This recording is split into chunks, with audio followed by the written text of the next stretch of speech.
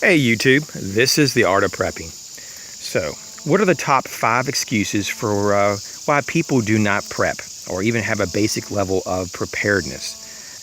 Number 1, it costs too much. Okay, but then you look at the individual and you see that they have the brand new iPhone 6 or whatever that is at the time of this viewing. And you're like, oh, you have the newest phone. Well, how nice. But you have no money for preps.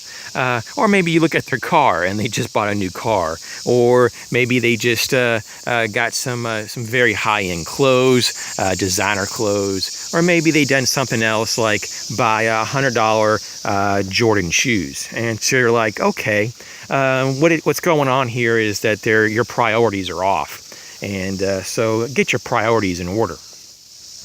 Number 2, then the second excuse. It's just too hard and so complicated and I can't figure it out. Once again, break down larger problems into smaller problems and create solutions on a time scale, and you'll figure this stuff out. This is not rocket science.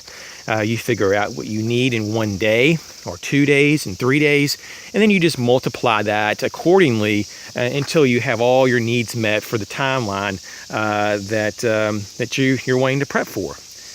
Excuse me here. I'm just trying to knock that cobweb out of the way so I can move through this. It's amazing though how cobwebs form overnight on your paths when you have paths and stuff on your property. Okay. Number 3. It's just too extreme, or family and friends would mock you if you prepped. Well,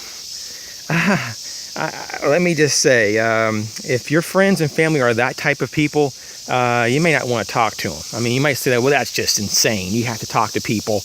Well, you can just, set them straight and say, this is my life, and I want to be prepared. And if you don't want to, so be it.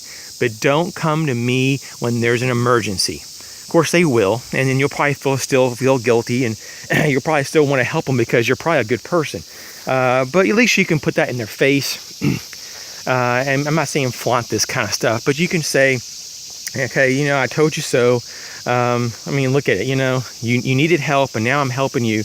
And you told me in the past not to do these things. I would have been a fool to listen to you. Of course, say it in the nicest way possible, if there's a such thing as that. Okay. So the next item would be there's always going to be safety nets. At least this is what people say. You got the Red Cross, and you got FEMA camps. Ooh, that's going to be real fun. And any kind of other local shelters that may be open, especially for the homeless. Oh yeah, that's going to be really fun. FEMA camps. Woo. No thanks. I think I'll just sleep in my car. So this is the problem here. You got people who are always going to think that there's going to be other people that are going to take care of them. And this is kind of a scary way of thinking about life.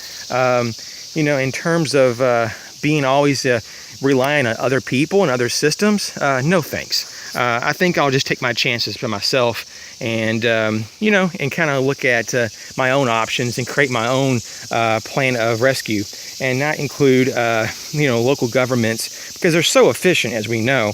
At least most of them are, of course.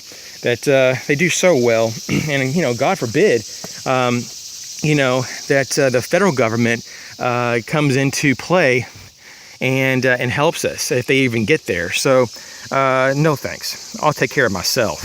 And lastly, the last excuse for why people don't prep is I don't have enough time. Don't have enough time, really? Well, this is just, once again, another, status of priorities in your life, okay? You have time to surf on the web, and this is what this person may be doing. They have all this time to shop and surf the web. They can go and get groceries, but they can't prep. And they don't even realize that at the grocery store, they can do their preps. They don't realize when they're out and about at Walmart, they can do some of their preps. They don't realize that when they're taking some of their free time to go out in the backyard to cut some grass or something, after that, or when they go camping, they can practice skills to give them a higher chance of surviving and just learning some basic kind of bushcraft stuff. But of course, they think it's just too time consuming. These are my top 5 excuses why people do not prep. Thanks for watching.